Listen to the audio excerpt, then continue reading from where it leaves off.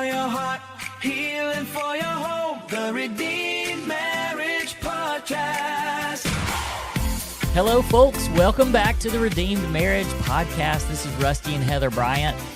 I don't know that you know this, but today, according to Apple Podcasts, this is our 250th episode. Wow. I do not know that. Yeah, I don't know. I think it's accurate. The reason why I'm not real sure is because in our actual podcast, like the host that does our podcasting, I think they have us as maybe one or two more. Yeah.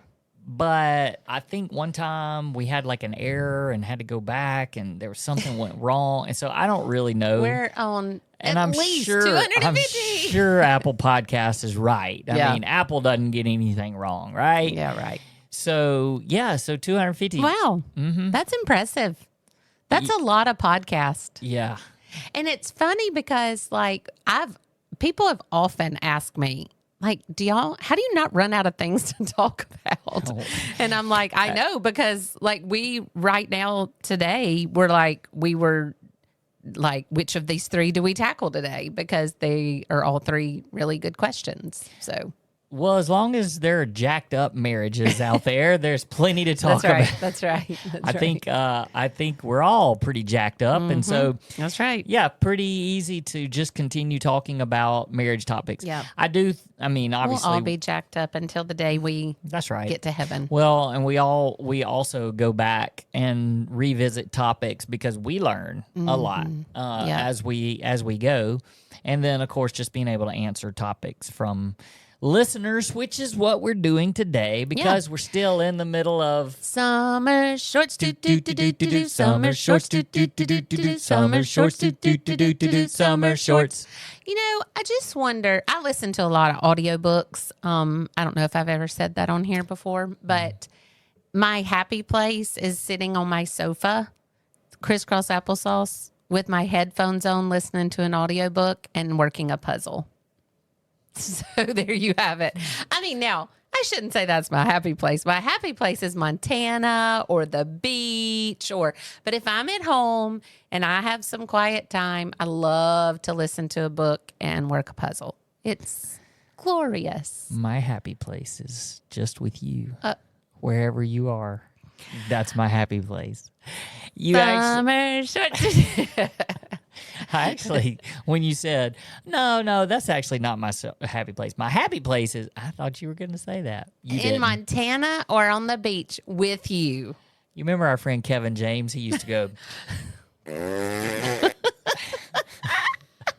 He's not really our friend. If any of you just went, wait, Kevin James is your friend? No, he's really not. I mean, we think he's our friend. Oh, yeah. Because, he's hilarious and we watch him all the time. We do watch him all the time.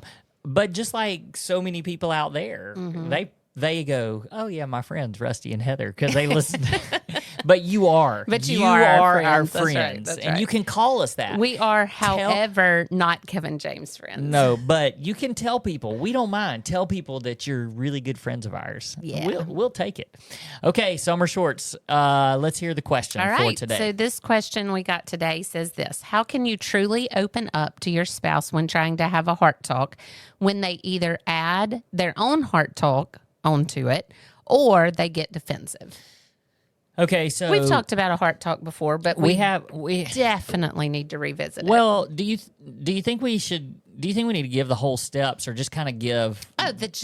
Just what it is. I mean, because basically a heart talk, we don't have to give the steps. We'll probably get into it. If you want the steps, come to our. Yeah, but you probably also will kind of get into it as we discuss this. We have definitely talked about heart talk. But just go to our website and in the podcast, just type in heart talk and it'll give you all of them where we mention it.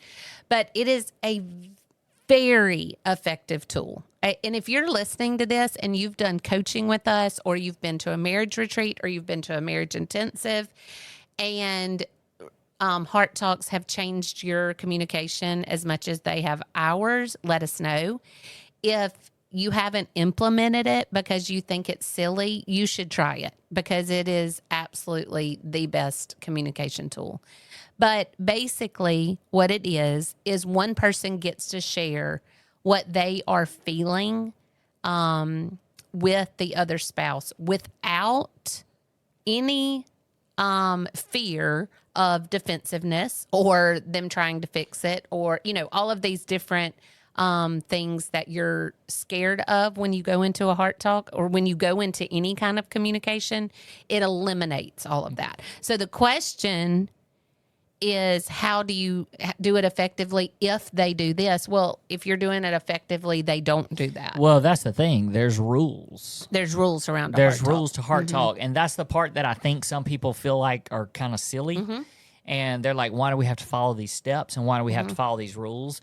And the reason is because if you don't follow the steps and follow the rules, one of you is going to come back and ask us a question that's going to sound a lot like the one that just got asked. How do you do it right? How do you do it if they keep calling their own heart talk, or what was the other part? Or they get defensive. Or they get defensive. Yeah, because those are two things in the rules of a heart talk that are not allowed.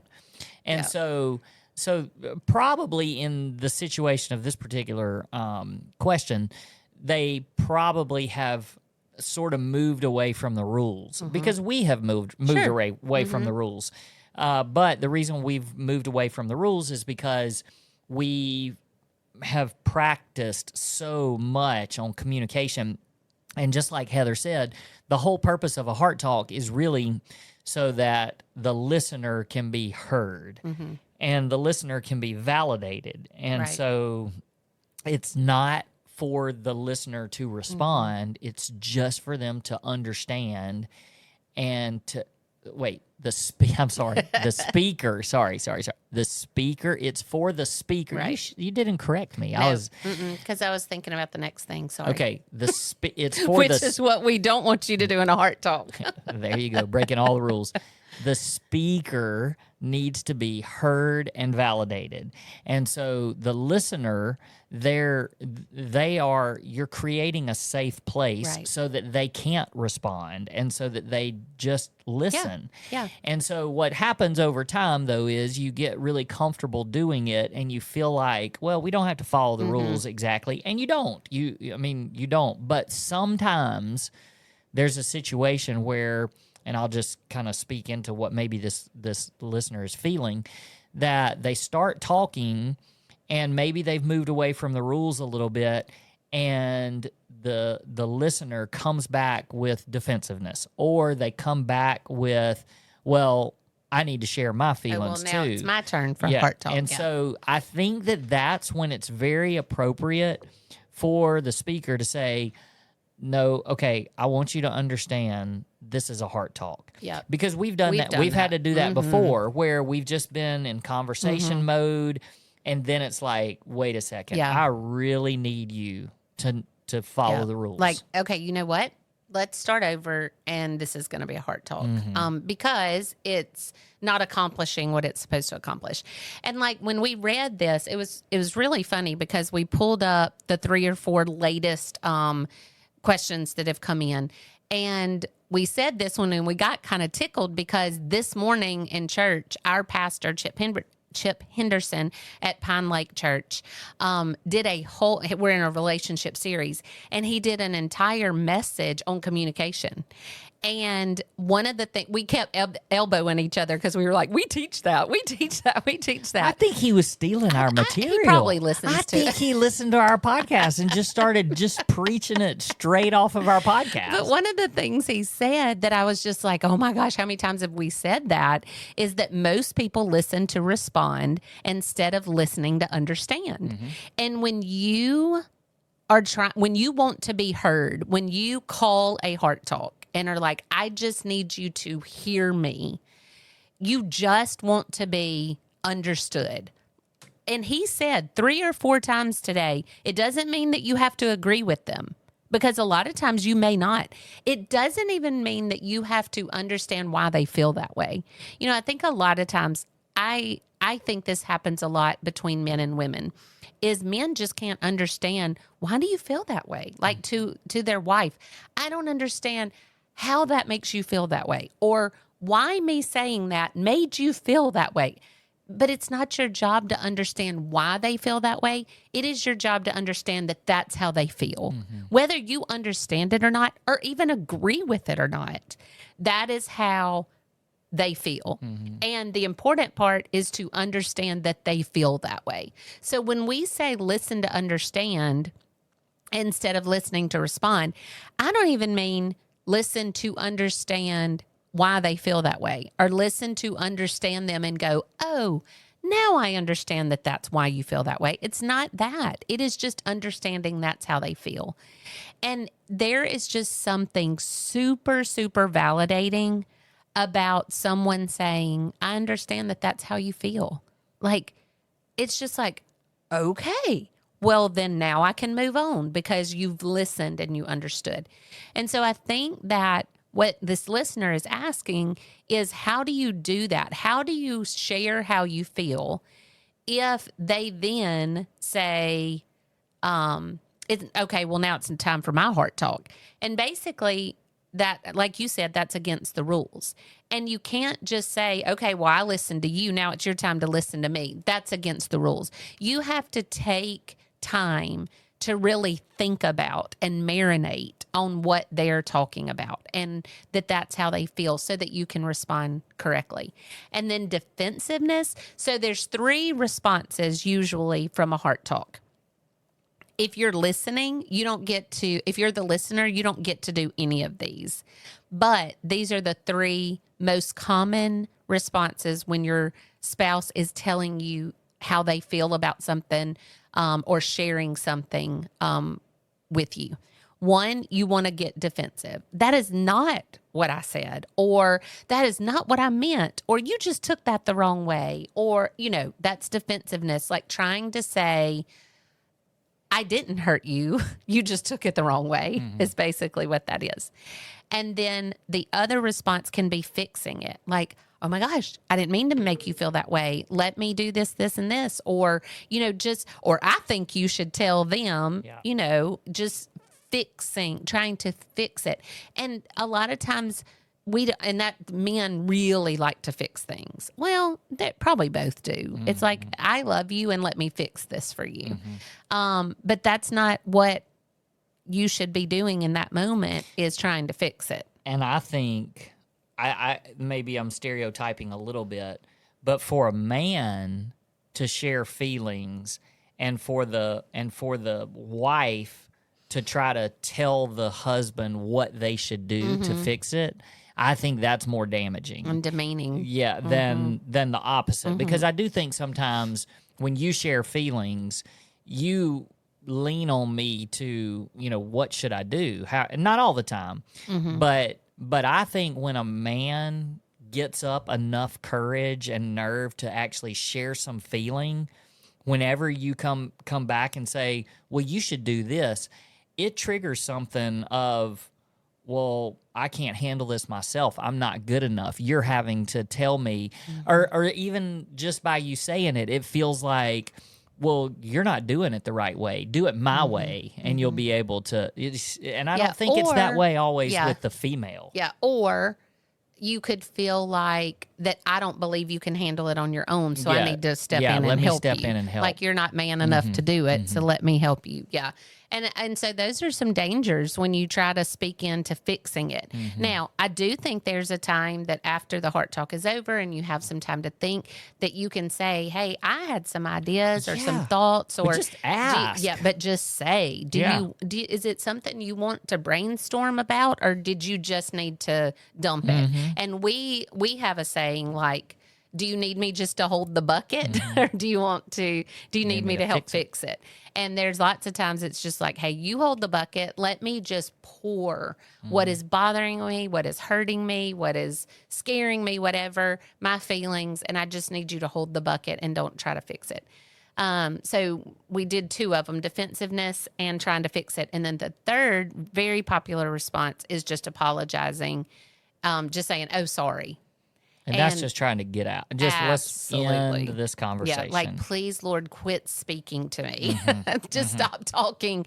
And I was really, really bad at that. And I actually made you bad at that, because I would pound on you and pound on you and pound on you. And when you would come to me with something that bothered you, I was the master of spinning it and making it your fault.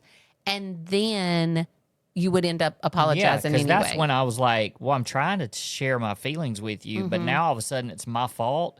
And I don't want to hear What you have to say. Yeah, I don't want to hear you blaming me for what I'm bringing my feelings. Right. And so then I just wind up just going, I'm sorry. Yeah. And just yeah. let's be done And with this. really it And wasn't then, that one sounded very heartfelt. And it wasn't even that. It was just like, okay, sorry. yeah. Like, just please be quiet. And Yeah. then when that happens, you don't want to bring no more feelings. I mean, that's kind of the end of, Yeah. Yeah. And I think a lot of people have trouble in this area because they've already gotten to that point. It's like we do not communicate well. Anytime I bring something to her, she nags me. Or anytime I bring something to him, he tries to say, well, let me tell you something, and I don't know exactly what your go-to thing is. But I think we got to the point where we were so hardened to talk to each other that we just didn't, because you never brought anything to me, not because you weren't willing to be open, but because I shut you down all the time and made it your fault. And like, if you ever came to me with something, okay, just for example, and this is fresh on my mind because it was in one of our other questions, and maybe we can get to it in one of our summer shorts, but somebody asked a question about what to do if your spouse had a relationship at work or a friendship or whatever that made you uncomfortable. Okay. It's a great question. Maybe we can come back to that one. But let's just use that as an example, just because I remember times like that, where maybe there was a relationship, a friendship, and it could have even been a couple friendship, or a friendship that maybe I was closer to the female than you were the male. But then there was part of that relationship that made you uncomfortable. Well, if you came to me with that back in the day and said, hey, I'm a little uncomfortable with how he responds to you, or how you laugh at him, or whatever it is.